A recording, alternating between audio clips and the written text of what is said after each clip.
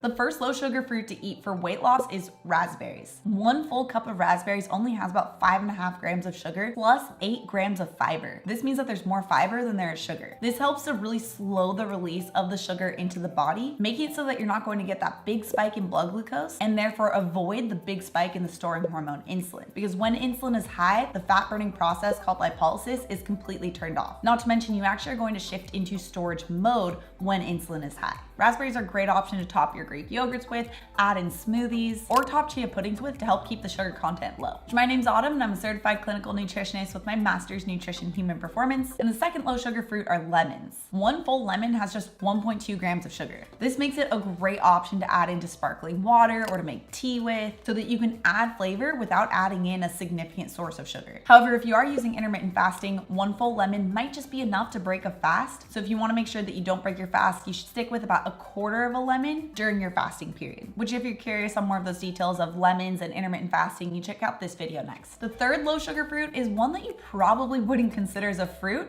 but it's avocado. A half an avocado has a full 5 grams of fiber, only 0.2 grams of sugar, and 10 grams of fat, with most of that coming from a monounsaturated fat source. Using avocado is a really easy way to add in both fat and fiber to help boost satiety, which is that sensation of feeling full and satisfied, and help prevent cravings later in the day, especially cravings for something like sugar. Of course, you can add this to things like salads or to your meals, but you can also add in avocado to replace bananas in smoothies. This helps to really bring the sugar content down, especially if you are more carbohydrate sensitive. Now, the fourth low sugar fruit are blackberries. Just like raspberries, blackberries has a ton of fiber. It has about 7 grams worth of fiber, as well as 7 grams of sugar. And you can add blackberries to your smoothies, to yogurt bowls, to chia puddings. I also like to saute them with just a little bit of coconut oil on the stovetop to help release the juices and put it on top of cottage cheese. Now, the fifth low sugar fruit are strawberries. One cup of strawberries has about 3 grams of fiber and 7 grams of sugar. So it is going to be lower in sugar, just like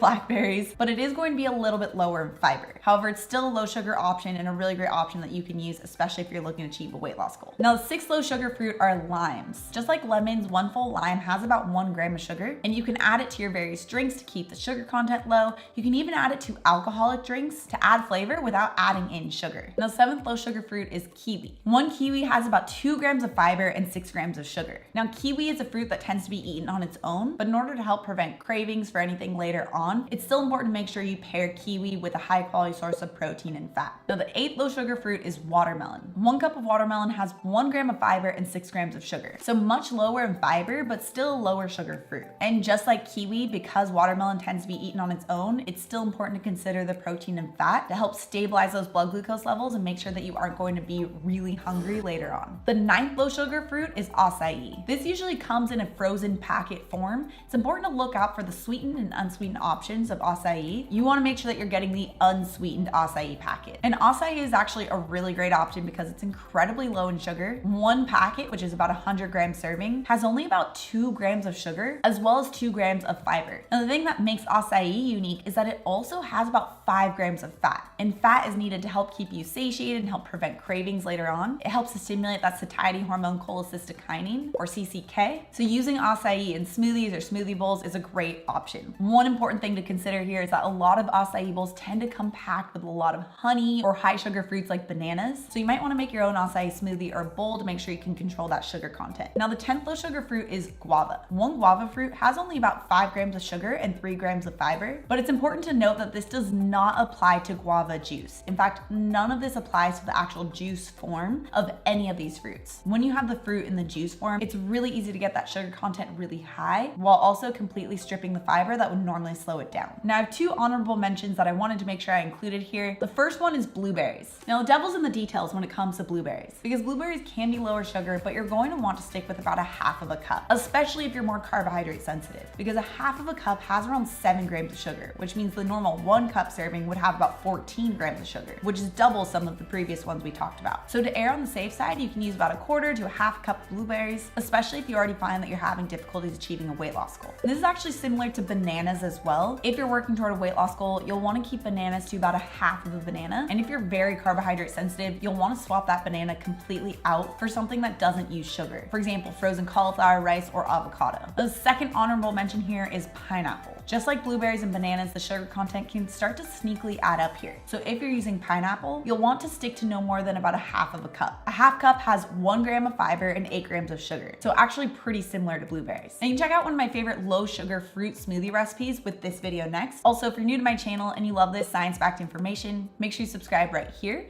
Come out with new videos every Tuesday and Thursday. All right guys, thanks so much for tuning in, and I'll see you in my next video.